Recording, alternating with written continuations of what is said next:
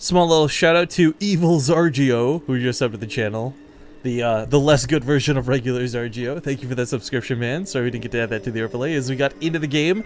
And it is one win away for victory for the player spawning here in the top right corner of the map in this best of 7 $250 show match. I give you the blue Terran player, Millennium's ForGG. In the bottom position is the red Protoss. It's Fnatic's Harstem.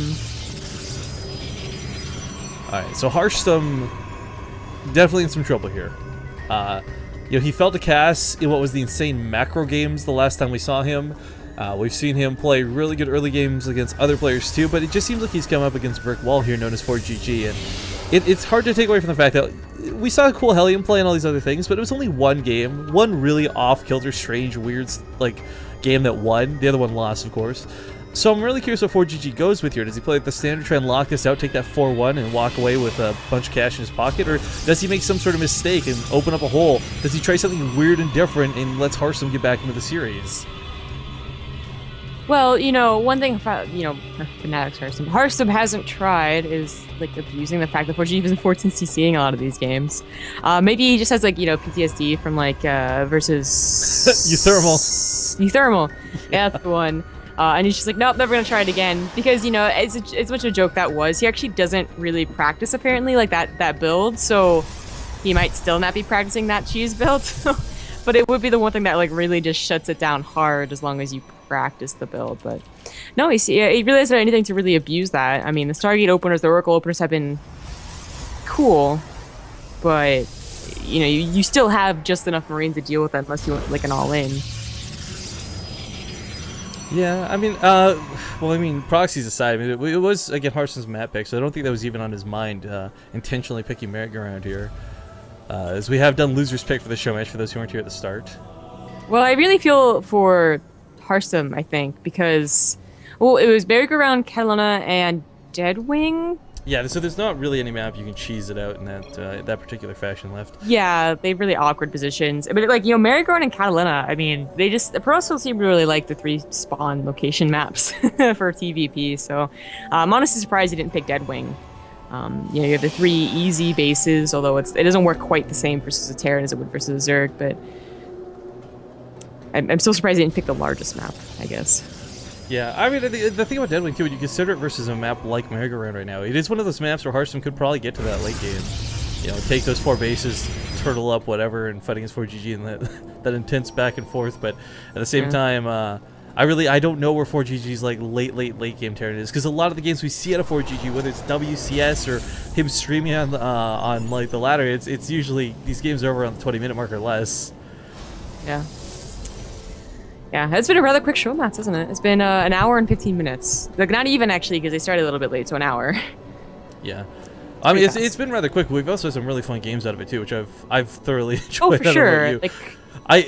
We don't get to see mech in general versus Protoss enough, and I think every Terran player out there gets a little bit of enjoyment seeing this build that was just unarguably the worst thing you could do for years. Like, you could not play mech versus Protoss, period. No ifs, ands, or buts.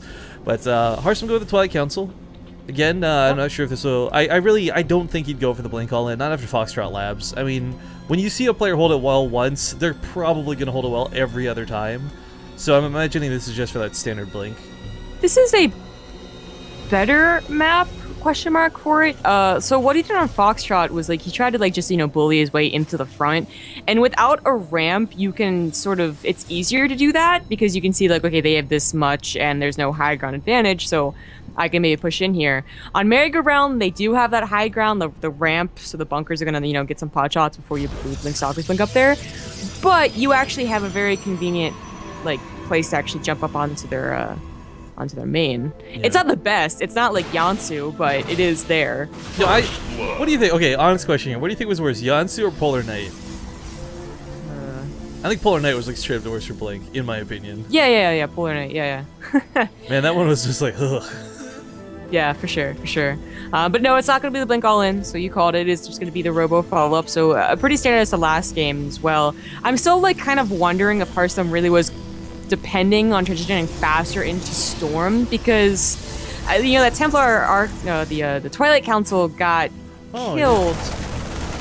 Yeah, and it's actually interesting you bring that up because it was, again, like when we played against Bunny, we saw a lot of storms that go for the older school charge lot storm builds. Something you don't really see anymore because of how easy it is to counter it with Widow Mines, but the alternative here is for players who open like the 3 racks opening because you go for 14cc, you're actually not going to have that many Widow Mines, at least not early, so earlier charge, earlier storms might not be a horrible choice, but something you can't exactly just blindly go towards. You have to play the game out to that point. There is no rush when it comes to 4GG.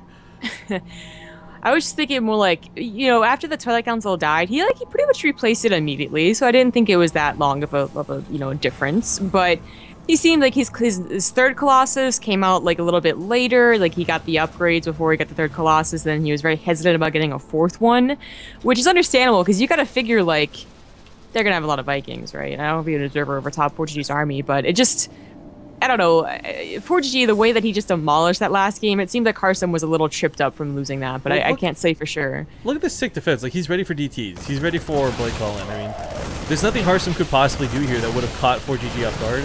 Now, again, he's revealed Blink, but this is okay because Harstem wasn't hiding this. He was just looking to do some rats. He almost gets the bunker for it. So close, with such good control, but not quite able to squeeze that out.